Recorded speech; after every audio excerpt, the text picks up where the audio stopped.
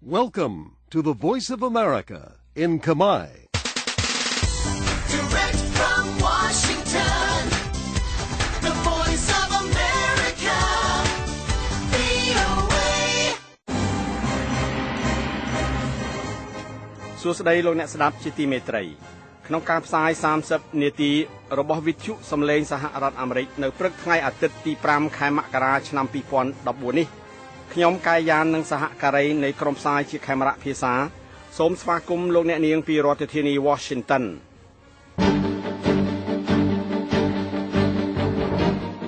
ដើម្បីចាប់ផ្ដើមកម្មវិធីលោកឈឹមសមេតសូមជូនចំណងជើងនៃព័ត៌មានសំខាន់រដ្ឋាភិបាលហ៊ុនសែនធ្វើការបង្ក្រាបធំមួយលើក្រុមបាតុករខ្មែរគណៈបកជាតិនិយមបង់ក្លាដេសអំពាវនាវឲ្យមានកោតកម្មនៅមុនការបោះឆ្នោតរដ្ឋាភិបាលអ៊ីរ៉ាក់បាត់បង់ការត្រួតត្រាក្រុង Fallujah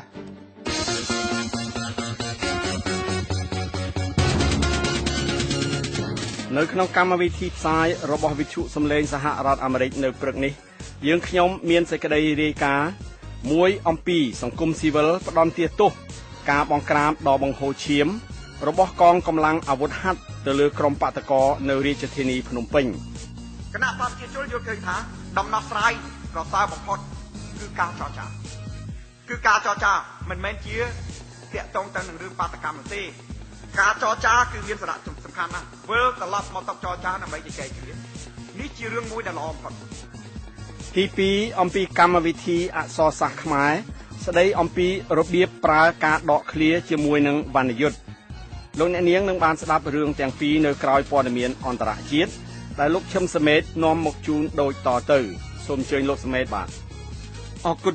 ទីភ្នាក់ងារព័ត៌មាន Associated Press បានរាយការណ៍ពីទីក្រុងភ្នំពេញថារដ្ឋាភិបាលនៃប្រទេសកម្ពុជាបានបើកធ្វើការបង្ក្រាបធំមួយលើក្រុមប្រឆាំងខាងនយោបាយកាលពីថ្ងៃសៅរ៍ដោយបានបណ្ដេញក្រុមបាតុករចេញពីកន្លែងធ្វើការតវ៉ាធំជាងគេរបស់ពួកគេហាម5ការដើរធ្វើបាតុកម្មសម្រាប់ពេលអនាគតជាបន្ទាន់និងឲ្យតុលាការមួយក៏ហៅពួកមេដឹកនាំនៃក្រុមប្រឆាំងទៅសាកសួរចម្លើយពីបទចោទប្រកាន់ថាបានញុះញង់ឲ្យមានចលាចលសង្គមពួកប៉ូលីសបានបំបែកក្រុមបាតុករប្រឆាំងនឹងរដ្ឋាភិបាលប្រមាណ 1000 នាក់ពីអោតឈានមួយនៅក្នុងទីក្រុងភ្នំពេញមួយថ្ងៃក្រោយពីមនុស្ស4នាក់បានត្រូវសម្លាប់នៅក្នុងការបង្ក្រាបលើបាតុកម្មក្រុមកម្មករវេទិកានិងសំណង់ឯទៀតដែលបានត្រូវកសាងដោយក្រុមបាតុករបានត្រូវរុះរើចោលពួកប៉ូលីសទប់ទល់នឹងកុបកម្មរាប់រយនាក់បានចូលទៅក្នុងទីលាននោះក្រោយពីបានព្រមានក្រុមបាតុករឲ្យចាក់ចេញពីទីលានប្រជាធិបតេយ្យដែលនៅទីនោះក្រុមបាតុករបានបោះជំរំចាប់តាំងពីពាក់កណ្ដាលខែធ្នូមកដើម្បីទាមទារឲ្យនាយករដ្ឋមន្ត្រីហ៊ុនសែនចុះចេញពីតំណែងហើយរៀបចំការបោះឆ្នោតជាថ្មីក្រុមបាតុករបានទាមទារថាមានការបន្លំស្លឹកឆ្នោតនៅក្នុងការបោះឆ្នោតទូទៅកាលពីខែកក្កដាហើយថាគណៈបកគ្រប់គ្រងប្រទេសកម្ពុជាបានលួចប្លន់ស្លឹកឆ្នោតគឺលួចប្លន់ជ័យជំនះរបស់គណៈបកសង្គ្រោះជាតិដែលជាគណៈបកប្រឆាំងនៅក្នុងប្រទេសកម្ពុជាពួករាជអាជ្ញានៅក្នុងតុលាការក្រុងភ្នំពេញមួយបានចេញដីកាកោះអញ្ជើញ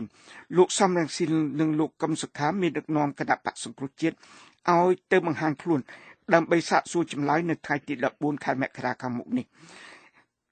ឯកសារដីកាកោះនេះបានត្រូវផ្សាយតាមគេហទំព័ររបស់គណៈបកកាលពីថ្ងៃសៅរ៍ដីកានេះបាននិយាយថាមេដឹកនាំទាំងពីរនាក់នៃគណៈបកសង្គ្រោះជាតិនឹងត្រូវសាកសួរចម្លើយអំពីការចោទប្រកាន់ថាបានញុះញង់ប្រជារាស្ត្រឲ្យធ្វើសកម្មភាពឧក្រិដ្ឋដែលអាចបណ្ដាលឲ្យមានចលាចលខាងសង្គមលោកសំរងស៊ីបានវិលត្រឡប់មកកាន់ប្រទេសកម្ពុជាវិញក្នុងរយៈពេលខ្លីមុនការបោះឆ្នោតពីការស្ថិតនៅនៃទីខ្លួនដោយខ្លួនឯងនៅឯក្រៅប្រទេសក្រោយពីលោកបានទទួលការលើកលែងទោសពីបទចោទប្រកាន់ដែលលោកបានមានប្រសាសន៍ថាមានតេតិនទៅនឹងរឿងនយោបាយការវិលត្រឡប់របស់លោកសំរងស៊ីបានធ្វើឲ្យក្រុមប្រឆាំងនៅក្នុងប្រទេសកម្ពុជាសកម្មជាងមុនហើយក្រុមប្រឆាំងបានទទួលការគាំទ្រខ្លាំងនៅក្នុងការបោះឆ្នោតដែលគេមិនបានរំពឹងទុក លោកយឹមសវណ្ណអ្នកនាំពាក្យរបស់គណៈបកសង្គ្រោះជាតិបានមានប្រសាសន៍ថាពួកមេដឹកនាំរបស់គណៈបកលោកមិនព្រួយបារម្ភអំពីវិធានការខាងផ្លូវច្បាប់ប្រឆាំងនឹងពួកអស់លោកទេលោកយឹមសវណ្ណបានមានប្រសាសន៍ថាយើងដឹងថាយើងមិនបានធ្វើអ្វីខុសទេបាតុកម្មដែលគណៈបកយើងបានរៀបចំជាបាតុកម្មធ្វើដោយសន្តិវិធីនិងដោយអហិង្សាកាលពីថ្ងៃសុក្រមានមនុស្សយ៉ាងតិចណាស់4នាក់បានត្រូវសម្លាប់នៅពេលដែលពួកប៉ូលីសរបស់រដ្ឋាភិបាលហ៊ុនសែនបានបាញ់កាំភ្លើងដើម្បីបំបែកបាតុកម្មមួយរបស់ក្រុមកម្មករកាត់ដេរសម្លៀកបំពាក់ដែលធ្វើកោតកម្មទាមទារឲ្យមានការដំឡើងប្រាក់បៀវត្ស2ដងការធ្វើបាតុកម្មខាងការងារនេះដាច់ដោយឡែកអំពីបាតុកម្មស្ដីពីការបោះឆ្នោតក៏ប៉ុន្តែសហជីពនៅក្នុងប្រទេសកម្ពុជាមានទំនាក់ទំនងយ៉ាងជិតស្និទ្ធយូរយារមកបាននិយាយប្រាប់វិទ្យុបារាំងអន្តរជាតិកាលពីថ្ងៃប្រហ័សថាលោកចង់ឃើញឲ្យមានការបដិវត្តនៅក្នុងវិមានប្រធានាធិបតីដែលនៅក្នុងនោះកងទ័ពស៊ូដង់ខាងត្បូងទម្លាក់ប្រមុខរដ្ឋលោកជាបានចោទប្រកាន់លោកម៉ាត់ឆាថាបានធ្វើការប៉ុនប៉ងរដ្ឋប្រហារមួយនៅក្នុងសប្តាហ៍នេះវិធានការមួយនៃភាពតានតឹងនៃស្ថានភាពនៅក្នុងប្រទេសកម្ពុជាគឺសេចក្តីថ្លែងការណ៍មិនធម្មតាមួយចេញផ្សាយដោយក្រសួងការពារប្រទេសរបស់រដ្ឋាភិបាលហ៊ុនសែននៅក្រោយអំពើហិង្សាកាលពីថ្ងៃសុក្រដោយក្រសួងការពារប្រទេសខ្មែរបានបញ្ជាក់អំពីភក្តីភាពរបស់ក្រមយោធារបស់របបគ្រប់គ្រងក្រុងភ្នំពេញដល់រដ្ឋាភិបាលហ៊ុនសែនសេចក្តីថ្លែងការណ៍នេះបាននិយាយថាកងទ័ពនឹងចាត់វិធានការជាចាំបាច់ដើម្បីការពាររដ្ឋាភិបាលព្រះមហាក្សត្រនិងរដ្ឋធម្មនុញ្ញនៃប្រទេសកម្ពុជា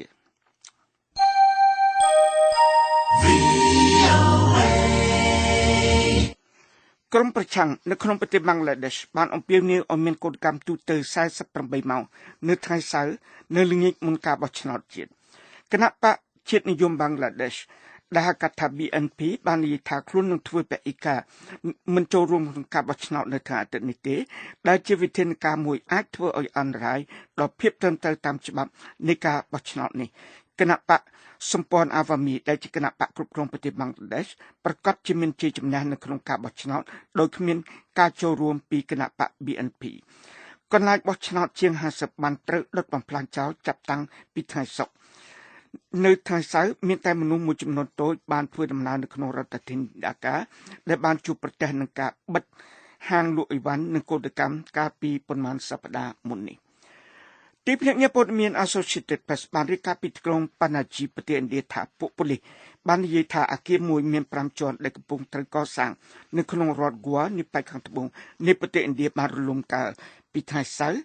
បណ្ដាលឲ្យកម្មករយ៉ាងតិចណាស់7នាក់បាត់បង់ជីវិតនិងមានកម្មកររាប់សិបនាក់ទៀតជាប់គាំងនៅក្រោមគំទេចកំទីអគារនោះអាជ្ញាធរកំពុងខិតខំព្យាយាមឲ្យដឹងថាតើមានមនុស្សប៉ុន្មានអ្នកដែលស្ថិតនៅកន្លែងកសាងនេះ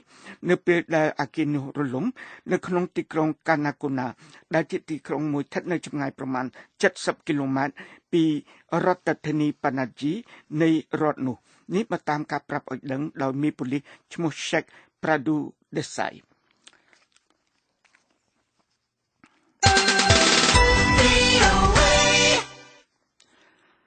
នៅក្នុងប្រទេសអាហ្វហ្គានីស្ថានកងកម្លាំងជំនួយសន្តិសុខអន្តរជាតិរបស់អង្គការឧតុង្គបាននិយាយថាទាហានម្នាក់របស់បងខ្លួនបានបាត់បង់ជីវិតនៅក្រោយការវាយប្រហារបំផ្ទុះគ្រាប់បែកអត្តឃាតមួយដោយពួកបះបោរទៅលើមូលដ្ឋានរួមរបស់អង្គការឧតុង្គនិងរបស់ទាហានរដ្ឋាភិបាលអាហ្វហ្គានីស្ថាននៅក្នុងខេត្តកាន់ដាហានៅក្នុងផ្នែកខាងកើតនៃប្រទេសអាហ្វហ្គានីស្ថានពួកឧទាមនិងពួកប៉ូលីសនៅក្នុងខេត្តអានបាដែលមានចលាចលបាននិយាយថារដ្ឋាភិបាលអ៊ីរ៉ាក់បានបាត់បង់ការត្រួតត្រាលើទីក្រុង Fallujah ដោយពួកជនសកម្មប្រយុទ្ធ Al-Qaeda បានកាន់កាប់ទីក្រុងនោះក្រោយពីមានការប្រយុទ្ធគ្នាជាច្រើនថ្ងៃមកហើយនោះ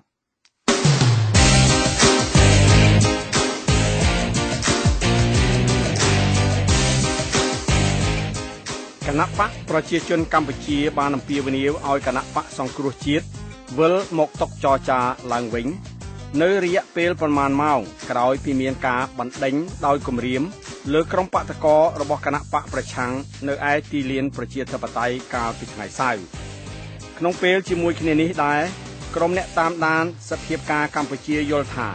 ការចរចាដែលភាគីម្ខាងបង្ខំឲ្យភាគីម្ខាងទៀតគ្មានជំរឿស មិនមែនជាការត្រឹមត្រូវទេហើយការបង្ក្រាបនេះជាដំណើរថយក្រោយដ៏ធំមួយនៃលទ្ធិប្រជាធិបតេយ្យនៅប្រទេសកម្ពុជាសូមលោកអ្នកនាងស្ដាប់សេចក្តីរាយការណ៍របស់លោកម៉ែនកឹមសេងដូចតទៅក្រុមអ្នកការពារសិទ្ធិមនុស្សនិងអង្គការសង្គមស៊ីវិលបានថ្កោលទោសចំពោះការបណ្តេញក្រុមបាតកោរបស់គណបកសង្គ្រោះជាតិចេញពីទីលានប្រជាធិបតេយ្យកាលពីថ្ងៃសៅរ៍ក្នុងខណៈពេលជាមួយគ្នានេះដែរគណបកប្រឆាំងនៅបន្តការអំពាវនាវឲ្យពលរដ្ឋកុំបាក់ទឹកចិត្តហើយបន្តការតស៊ូទាមទាររបស់ពួកគេនៅក្នុងសេចក្តីថ្លែងការណ៍រួមមួយចេញកាលពីថ្ងៃសៅរ៍ក្រុមបន្ទប់ស្ថានភាពថ្ងៃបោះឆ្នោតឆ្នាំ2013បានចាត់ទុកថានេះជាករណីរំលោភសិទ្ធិមនុស្សដ៏ធ្ងន់ធ្ងរមួយដែលមិនអាចទទួលយកបាននិងធ្វើឲ្យប៉ះពាល់ជាអវិជ្ជមានដល់ដំណើរការលទ្ធិប្រជាធិបតេយ្យនៅកម្ពុជាក្រុមសកម្មជនសិទ្ធិមនុស្សនិងលទ្ធិប្រជាធិបតេយ្យបានសម្ដែងនូវការសោកស្ដាយដែលអាជ្ញាធរបានប្រើវិធានការក្តៅក្នុងការដោះស្រាយការខ្វែងគំនិតគ្នាដែលកើតមានឡើងក្រោយពីការបោះឆ្នោតជាតិកាលពីខែកក្កដាឆ្នាំមុនលោកឧវិរៈនាយកមជ្ឈមណ្ឌលសិទ្ធិមនុស្សកម្ពុជាបានបញ្ជាក់ថាជាសញ្ញាមួយដ៏ក្រក់សម្រាប់ដំណើរការជាតិជាជំហានមួយដែលថយក្រោយដ៏ធំជាពិសេសការបំបែកការធ្វើតាមការពិរៀនប្រជាធិបតេយ្យនៅព្រឹកនេះយើងមើលទៅវាមិនជារឿងមួយចាំបាច់តសោះដោយសារប្រជាពលរដ្ឋនៅទីនោះទោះបីគាត់សុំច្បាប់ឬមិនសុំច្បាប់ទាំងហើយណាគាត់អត់មានធ្វើអីដែលវាមានអំពើហិង្សាឬមួយក៏បំពេញច្បាប់ណាទេគាត់តែគាត់បានបំពេញទូនាទីរបស់គាត់ជាពលរដ្ឋក្នុងការតវ៉ាក្នុងការសម្ដែងមតិហើយសម្ដែងមតិដោយសន្តិវិធីទៀតអញ្ចឹងហើយបានខ្ញុំសោកស្ដាយមែនទែនដែលការបំបែកព្រឹកមិញនេះគឺប៉ះពាល់ទៅលើដំណើរការប្រជាធិបតេយ្យហើយវាស្របជាមួយនឹងការ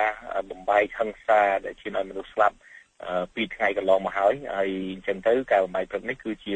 ដំណើរការមួយជាសារមួយដ៏ធំពីរដ្ឋាភិបាលរបស់លោកហ៊ុនសែនថារដ្ឋាភិបាលពេលបច្ចុប្បន្ននេះគឺប្រហែលជាមិនទទួលអនុញ្ញាតឲ្យមានការសម្ដែងមតិទីលានប្រជាធិបតេយ្យដែលស្ថិតនៅចំកណ្ដាលរាជធានីភ្នំពេញបានក្លាយជាទីតាំងបាតកម្មប្រចាំថ្ងៃរបស់គណបកសង្គ្រោះជាតិចាប់តាំងពីថ្ងៃទី15ខែធ្នូដោយទាមទារឲ្យមានការបោះឆ្នោតជាតិឡើងវិញ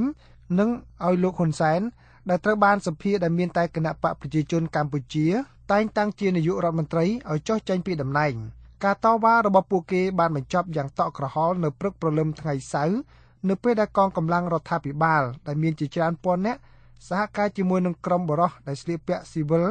ប្រដាប់ដោយដំបងនិងបំពង់ទីបបានមកបណ្ដេញពួកគេចេញដោយបង្ខំរាជរដ្ឋាភិបាលកម្ពុជាបាននិយាយការពារការបណ្ដេញចេញនេះនិងការបង្ក្រាបលើបាតកម្មរបស់កម្មករដែលឈានដល់អំពើហិង្សានៅផ្លូវវែងស្រេងនាពេលកន្លងមកនេះថាជាការរក្សាសណ្ដាប់ធ្នាប់សង្គមនិងការពារផលប្រយោជន៍ដល់អ្នកវិនិយោគទុននៅកម្ពុជាគណបកប្រជាជនកម្ពុជាក៏បានអំពាវនាវឲ្យគណបកប្រឆាំងវិលចូលមកតុចរចាឡើងវិញដើម្បីដោះស្រាយបញ្ចប់វិបត្តិនយោបាយនៅក្នុងប្រទេសកម្ពុជានៅក្នុងសន្និសីទសារព័ត៌មាននាថ្ងៃសៅរ៍លោកកែវរេមីរដ្ឋលេខាធិការនៃទីស្តីការគណៈរដ្ឋមន្ត្រីបានបញ្ជាក់ថាគណៈបកប្រជាជនយល់ឃើញថាដំណោះស្រាយប្រសើរបំផុតគឺការចរចាមិនមែនជាតាក់ទងទៅនឹងរឿងបាតកម្មនោះទេការចរចាគឺមានសារៈសំខាន់ណាស់វិលត្រឡប់មកតុចរចាដើម្បីជជែកគ្នានេះជារឿងមួយដែលល្អបំផុតហើយគណៈបកប្រជាជនបើកទ្វារចំហជានិច្ចស្វាគមន៍ចំពោះរាល់ទង្វើរាល់ការងារណាដែលគណៈបកសង្គ្រោះជាតិមានបំណងជជែកវែកញែកជាមួយគ្នាដើម្បីរកនៅការអភិវឌ្ឍសម្រាប់ប្រទេសជាតិសុខដុមដល់ប្រជាពលរដ្ឋទូទាំងប្រទេសលោកកៅរេមីក៏បានអំពាវនាវឲ្យកម្មករវិលចូលធ្វើការវិញដោយកុំជឿតាមការឃោសនារបស់គណៈបកសង្គ្រោះជាតិហើយបញ្ឈប់ការតវ៉ាទាមទារសមដំឡើងប្រាក់ខែដល់$160សិននិងទទួលយកប្រាក់ខែ$100ដែលរដ្ឋាភិបាលសម្រេចប្រគល់ជូនរដ្ឋាភិបាលសូមអំពាវនាវសូមឲ្យប្រជាពលរដ្ឋកម្មករកម្មការិនីបងប្អូនកុំឲ្យធ្វើជាកង្កែបខ្ញុំចង់និយាយថាទ្រាំតែគេយកបបក់កង្កែបបងប្អូនណា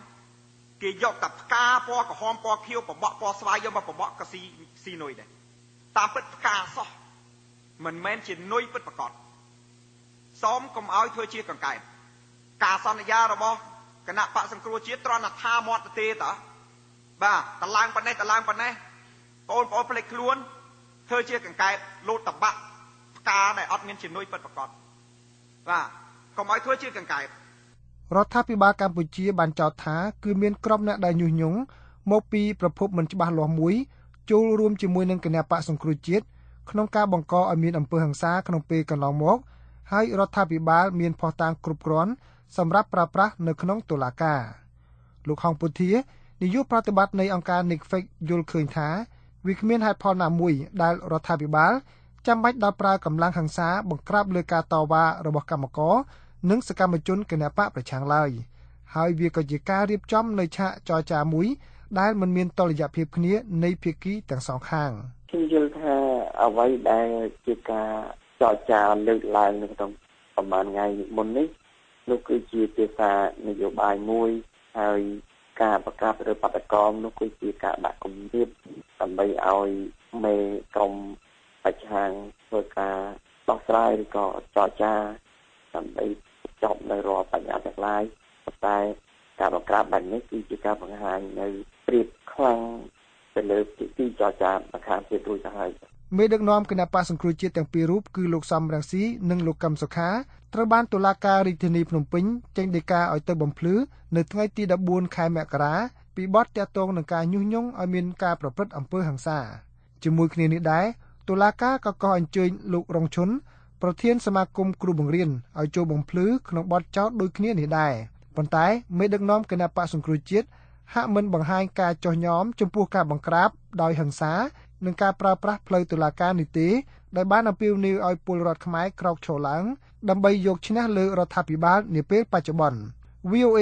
ផ្នែកកាមេរ៉ាភាសាមិនអាចតាក់ទងមេដឹកនាំទាំងពីរនៃគណបកសង្គ្រោះជាតិបានទេកាលពីល្ងាចថ្ងៃសៅរ៍ប៉ុន្តែលោកសំរងស៊ីប្រធានគណបកបានចេញផ្សាយនៅសារខ្លីៗនៅតាមទំព័រ Facebook របស់លោកដែលមានខ្លឹមសារថា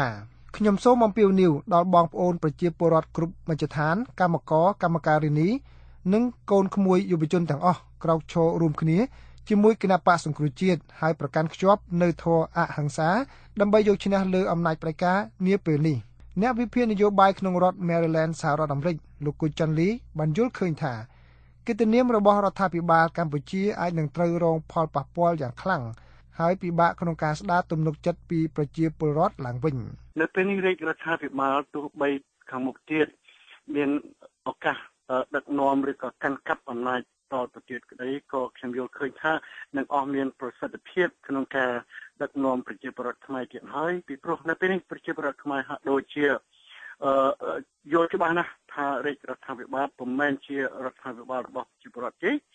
ប៉ុន្តែគឺជាឃាតករនៃប្រជាពលរដ្ឋវិញពីព្រោះលោកប្រើកម្លាំងអាវុធយុទ្ធភ័ណ្ឌឆ្លើយតបទៅនឹងការសុំទាមទាររបស់ប្រជាពលរដ្ឋការបណ្តេញចេញដោយហិង្សានេះកើតឡើងតែ3ថ្ងៃប៉ុណ្ណោះមុនពេលដែលគណបកប្រជាជនកម្ពុជាប្រារព្ធខួបអនុស្សាវរីយ៍លើកទី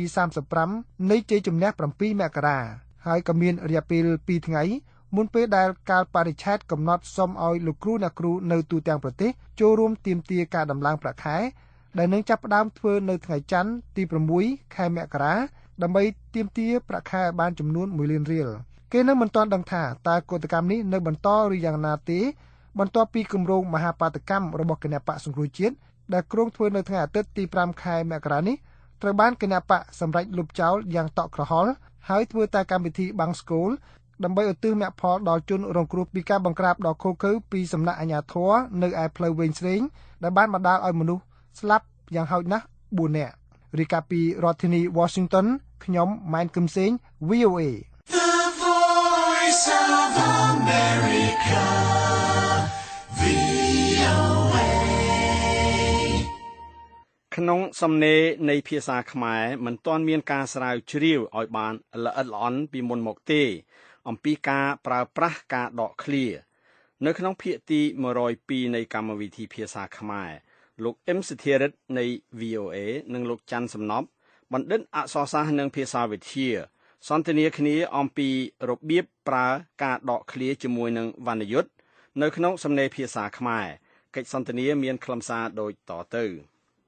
អរលោកអ្នកស្ដាប់ជាទីមេត្រីនេះគឺជាកម្មវិធីភាសាខ្មែរដែលយើងជួបជាមួយនឹងលោកបណ្ឌិតច័ន្ទសំណប់បើសិនជាមានសំណួរទាក់ទងទៅនឹងភាសាខ្មែរសូមអញ្ជើញអ៊ីមែលមកយើងខ្ញុំគឺ sim@voanews.com បាទបន្តទៅទៀតនេះខ្ញុំសូមសួរទៅលោកបណ្ឌិត អំពីការប្រើដំណក់ឃ្លាហ្នឹងជាមួយនឹងវណ្ណយុទ្ធបាទតើគេប្រើបែបម៉េចបាទសូមជឿបាទដំណងឡើយនេះជាការកាត់សម្គាល់មួយគឺយើងបានឃើញថាមានការប្រើមិនបានត្រឹមត្រូវចំពោះវណ្ណយុទ្ធមួយចំនួនក៏ដូចជាចំពោះវណ្ណវិទ្យាជាពិសេសចំពោះសញ្ញាចុច2និងសញ្ញាចំណុច2សញ្ញាខ្ញុំសូមបញ្ជាក់ថាសញ្ញាចំណុច2នេះគឺមានឈ្មោះតាមបែបភាសាបាលីម្យ៉ាងទៀតយើងហៅថាយុគលសន្ទុះអញ្ចឹងយុគលសន្ទុះនេះវាខុសអំពីសញ្ញាចំណុច2បានន័យថាចំពោះខ្មែរយើងយុគលសន្ទុះយើងហៅអញ្ចឹងក៏បានឬមួយក៏យើងហៅថាសញ្ញាចុច2បាទអញ្ចឹងចុច2ឬយុគលសន្ទុះនេះគឺជាវណ្ណយុទ្ធតែមួយទេសញ្ញាចុច2ឬសញ្ញាយុគលសន្ទុះនេះវាខុសអំពីសញ្ញាចំណុច2ចំណុច2នេះមែនតើទៅយើងបានប្រើដើម្បីដាក់ឲ្យចេញនៅតម្លៃយុទ្ធកម្មមួយដែលអ្វីយើងដាក់នៅខាងពីមុខសញ្ញាចំណុច2និងអ្វីដែលដាក់នៅខាងក្រៅចំណុច2នេះវាមានលក្ខណៈប្រឈមគ្នានៅក្នុងគុណតម្លៃជាមួយឧទាហរណ៍បើសិនជាយើងសរសេរលោដាក់ស្អេនិងខយើងអានថាលេខតែបើយើងចង់ដាក់ថាលេខនេះមានចំនួនប្រមាណយើងដាក់តម្លៃលេខមួយទៀតហើយស្មើនឹងលេខខាងដើមនោះនៅក្នុងករណីនេះយើងត្រូវតែប្រើសញ្ញាចំណុច2អូនគឺយើងត្រូវសរសេរលោដាក់ស្អេនិងខយើងមានការដកគ្នាមួយទៅបានយើងដាក់សញ្ញាចំណុច2ទៅយើងសរសេរលេខតាមក្រោយគឺ293អីចឹងទៅណាជាពិសេសយើងឃើញនៅក្នុងលើក្បាលលិខិតដែលគេចុះជាលេខយោងរបស់លិខិតមួយនោះគេត្រូវសរសេរបែបហ្នឹងប៉ុន្តែតាមការកត់សម្គាល់ពីកន្លងមកនេះគេបានច្រឡំសរសេរទៅជាលេខវិញពលគឺគេសរសេរលោដាក់ស្អេខហើយដាក់យុគលសន្ទុះគឺចុច2ដោយគ្មានការដកគ្នាអញ្ចឹងខ្ញុំសូមរំលឹកឡើងវិញថាការសរសេរពីរយ៉ាងផ្សេងគ្នាគឺទី1យើងសរសេរលោដាក់ស្អេនិងខដកគ្នាហើយមានសញ្ញាចំណុច2ហើយដកគ្នាទៅយើងសរសេរអីផ្សេងទៀតទៅអញ្ចឹងតែកន្លែងនេះគឺវាមានសារៈសំខាន់ណាស់បើមិនតែយើងមិនមានការដកគ្នានៅពីខាងមុខសញ្ញាចំណុច2ទេច្បាស់ជាយើងសរសេរថាលោដាក់ស្អេនិងខហើយចុច2នោះមហាជនទូទៅគេច្បាស់ជាអានថាលេខហើយតែគេច្រឡំយកតែចុច2សញ្ញាចំណុច2នេះមកធ្វើជាយុគលសន្ទុះទៅវិញអញ្ចឹងវាជាសញ្ញា2ពោលគឺសញ្ញាចំណុច2និងសញ្ញាចុច2ឬយុគលសន្ទុះនេះវាមានតម្លៃវិទ្យាកម្មផ្សេងគ្នាសញ្ញាយុគលសន្ទុះដែលគ្មានការដកគ្នាចំពោះតួអក្សរនៃពាក្យដែលសរសេរខាងក្រោយនេះដោយសារតែវាមានតួនាទីមួយនៅក្នុងការប្រកបសូរជាមួយនឹងព្យញ្ជនៈដែលនៅទីខាងមុខវាដែលយើងអានថាលេខៈពលៈវណ្ណៈសច្ចៈលក្ខណៈគឺយើងមិនទៅសេដកទេផ្ទុយទៅវិញបើយើងសេលេខហើយដកគ្នាហើយមានសញ្ញាចំណុច2ហើយដកគ្នាសេអ្វីផ្សេងទៀតទៅសញ្ញាចំណុច2នេះវាជាវណ្ណវិទ្យាមួយជាសញ្ញាពិសេសមួយដែលយើងតាមយើងហៅនោះគឺយើងមិនអាចមានការប្រកបសូរជាមួយនឹងព្យញ្ជនៈខាងដើមទេជំនួសទៅឲ្យសញ្ញាចំណុច2គឺអ្នកខ្លះឥឡូវនេះគេចូលចិត្តប្រើសញ្ញា12ពោលគឺគេប្រើសញ្ញាមួយដែលដូចមានប្រកាសយើងអញ្ចឹងហើយជាវះពុះខាងក្រៅគឺណាតាមពិតទៅក្នុងករណីដែលយើងប្រើលេខយើងនឹងមិនត្រូវប្រើសញ្ញា12ទេតែហៅថាសញ្ញា12នេះគឺវាមានតម្លៃវិទ្យាកម្មវាតម្លៃវិទ្យាកម្មពោលគឺនៅពេលណាដែលគេសរសេរឃ្លាឬវិទ្យារូបមួយដែលមានតម្លៃខ្ពស់ហើយមានការប្រើប្រាស់ឲ្យមានគេហៅថាលក្ខណៈសម្ព័ន្ធពីរផ្ដាច់អ្វីដែលជាលក្ខណៈសម្ព័ន្ធនៅខាងមុខនៃសញ្ញានិងលក្ខណៈសម្ព័ន្ធនៅខាងក្រោយដោយដូរនៅខ្លងវិទ្យាកម្មនៅក្នុងការសម្ដែងចេញជាសម្ដីចេញមកនេះហើយជាទូទៅបើសិនជាគេប្រើ12គឺទៅសេភ្ជាប់ជាមួយនឹងពាក្យនៅខាងដើមឧទាហរណ៍យើងអាចប្រើសញ្ញា12នេះដោយដាក់ឲ្យមានគេហៅថាបំលាស់បដូរខាងផ្នែកខ្លងវិទ្យាកម្មដែលមានជាអាចខ្ញុំនឹងតជាទីហោដូចទៅនេះអ្នកគាត់បានមានប្រសាសន៍ថាគេថាគាត់បានមានប្រសាសន៍ថាវាជាតម្លៃនៃវិទ្យាកម្មមួយដែលភ្ជាប់មកខ្ញុំជាអ្នកនិយាយជាវិទ្យាករឬក៏ម្ចាស់តែសម្ដីនេះមិនមានអ្នកណាផ្សេងពីខ្ញុំទេជាងជាខ្លងវិទ្យាកម្មមួយដែលភ្ជាប់ជាមួយនឹងវិទ្យាករពលគឺអ្នកដែលបានបញ្ចេញបញ្ជូនសារហើយអះអាងពីសច្ចភាពនៃការនេះក្រោយពីថាទៅនេះខ្ញុំត្រូវដាក់សញ្ញា12ដោយមិនមានតបទៀតទេរួចហើយខ្ញុំត្រូវបើកអខុនត្រៈហើយខ្ញុំដកស្រង់យកសម្ដីរបស់បុគ្គលណាម្នាក់ដែលគេបានលើកមកពីខាងដើមគឺខ្ញុំយកមកទាំងដុំខ្ញុំដាក់នៅក្នុងអខុនត្រៈនេះហើយខ្ញុំត្រូវដាក់វាទៅជាអក្សរត្រេតបញ្ចប់ដោយមានការបិទអខុនត្រៈមកវិញនេះគឺខ្ញុំឧទាហរណ៍ខ្ញុំថាខ្ញុំលើកជាឧទាហរណ៍ចុះថាហ គាត់បានមានប្រសាសន៍ថាហើយខ្ញុំដាក់សញ្ញាដំពីខ្ញុំបានកផុនត្រៈទៅខ្ញុំមិនចង់ទៅទីនោះទេឲ្យគ្រាខាងក្រោយនេះយកដាក់ជាអក្សរព្រេតហើយខ្ញុំក៏បិទកផុនត្រៈហើយខ្ញុំដាក់សញ្ញាខណ្ឌគឺនេះហេតុនេះបានគេប្រើសញ្ញាដំពីនៅចំណុចថាជាមួយនឹង clear ដែលខ្ញុំដាក់ជាអក្សរព្រេតថាខ្ញុំមិនចង់ទៅទីនោះទេគេប្រើសញ្ញានេះដើម្បីបែងចែកអំពីប្លង់វិទ្យកម្មឲ្យឃើញថាវាមានតម្លៃផ្សេងគ្នាអូនគឺប្លង់ទី1ដែលនៅខាងមុខសញ្ញាដំពីនេះវាជាតម្លៃវិទ្យកម្មមួយដែលបានមកពីខ្ញុំច័ន្ទដំណត់ជាអ្នកថាដោយឡែកប្លង់វិទ្យកម្មមួយទៀតដែលនៅខាងស្ដាំសញ្ញាដំពីហើយដែលខ្ញុំដាក់នៅក្នុងអន្តរនោះមិនមែនខ្ញុំជាអ្នកថាទេខ្ញុំនៅទីនោះគឺជាបុគ្គលមួយផ្សេងទៀតដែលជាម្ចាស់តម្លៃខាងដើមហើយដែលខ្ញុំបានដកស្រង់យកបង្ហាញនៅទីនេះអញ្ចឹងในការបែងចែកកម្រិតប្លង់វិទ្យកម្មទាំងពីរឲ្យផ្សេងគ្នានេះហើយ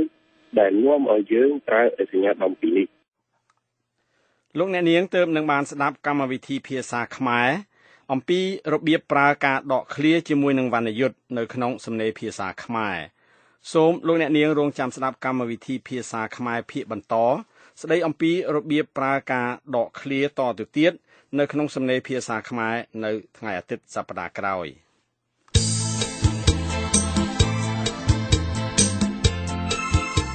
នៅក្នុងកម្មវិធី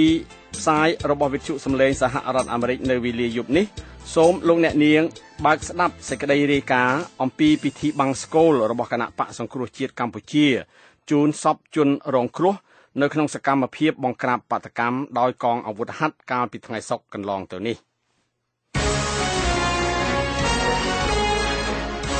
បន្តមកទៀតលោកឈឹមសមេតសូមជូនព័ត៌មានពិភពលោកដើម្បីបញ្ចប់កម្មវិធី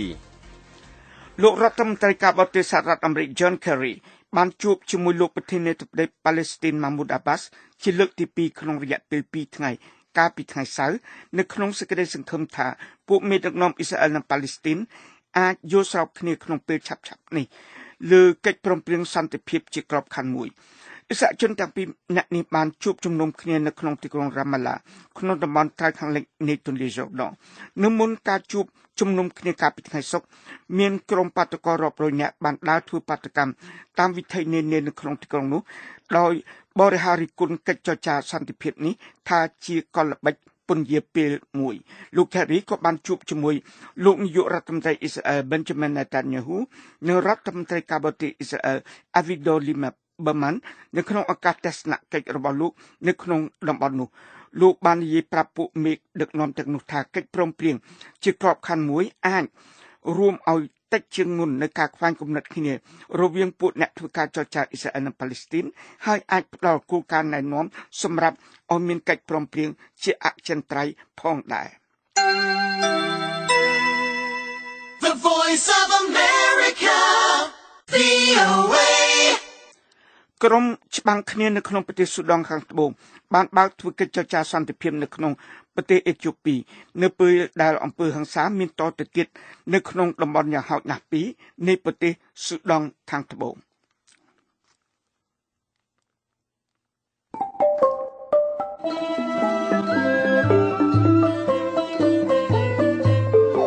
កម្មវិធីផ្សាយរបស់វិទ្យុសំឡេងសហរដ្ឋអាមេរិកនៅវេលាព្រឹកនេះចប់តែត្រឹមនេះសូមអញ្ជើញលោកអ្នកនាងបើកស្ដាប់កម្មវិធីផ្សាយរបស់យើងខ្ញុំនៅរាត្រីនេះទៀតពីម៉ោង 8:30 នាទីទៅម៉ោង 9:30 នាទីតាមរលកវិទ្យុ25 32 និង 190 ម៉ែត្រត្រូវនឹងកម្រិត 11,565 9,325 និង 1,575 kHz ឬតាមប្រព័ន្ធអ៊ីនធឺណិតដោយដាក់អាសយដ្ឋាន voacambodia.com សូមលោកអ្នកនាងបានប្រកបដោយសុភមង្គលគ្រប់ប្រការអរុនសួស្តី